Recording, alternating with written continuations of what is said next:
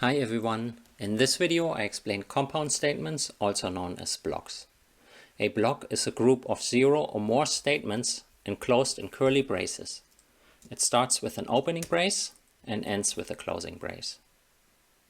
Inside a block you can define 0 to any number of statements, and these statements can be declarations, expressions, controlled statements such as conditions or loops, or even nested blocks.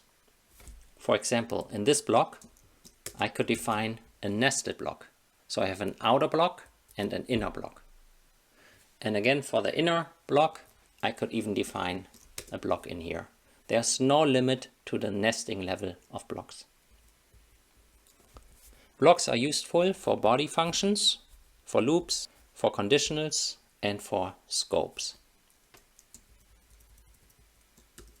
You are already familiar with blocks because the main function has a function block that contains all the statements that make up your program.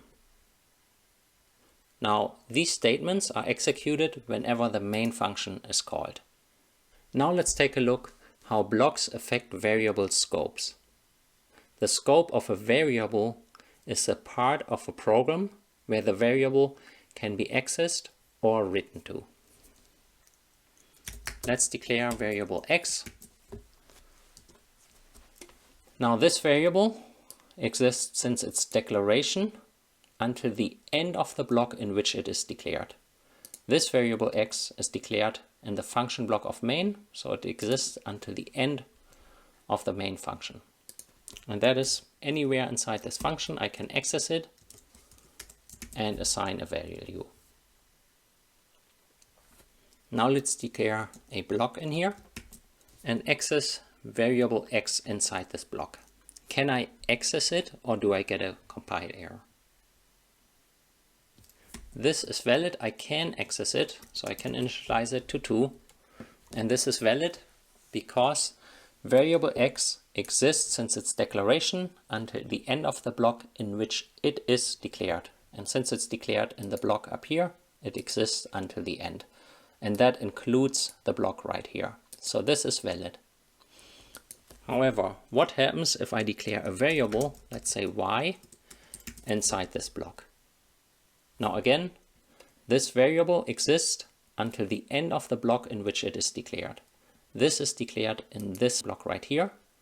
So it exists from its declaration until the end of the block, right until here. So inside this block, I can access it. For example, I can initialize it, let's say to 10. But if I were to try to access it right after the block, I will get a compile error. Use of undeclared identifier y. Again, the reason is that this variable exists from up here until here, and then after that it no longer exists. So the compiler doesn't know what variable that is.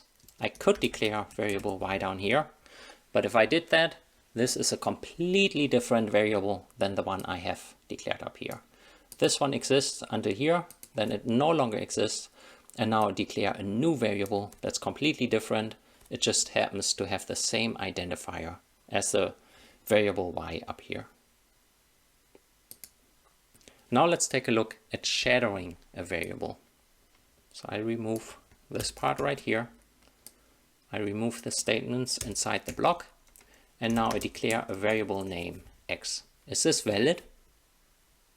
Yes, in C this is valid syntax, and I can declare a variable with the same identifier as I already have in outer blocks. I cannot declare the same identifier right within the same block, but if I have a different block in a different nesting level, I can declare a variable with the same name.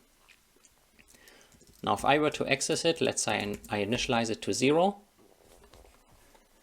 And let's say I were to read variable x down here and I output it, for example. Would that work?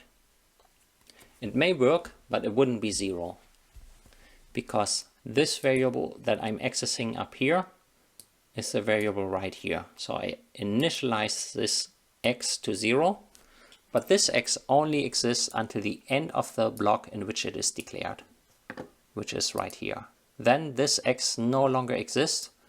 And if I were to read the variable x now, I would read an uninitialized variable.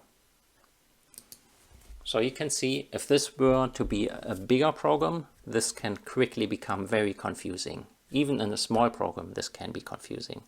So while this is valid, it's a very bad programming style to do so.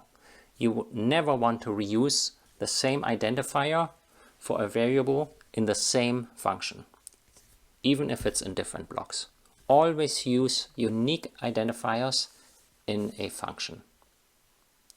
I hope this gives you an idea what compound statements or blocks are and how to use them. Remember, you were already familiar with blocks because you have used them as part of the main function. But going forward, there will be a lot more blocks. We will use blocks for conditions, for loops, and of course for functions. I hope this gives you an idea. Thank you for watching.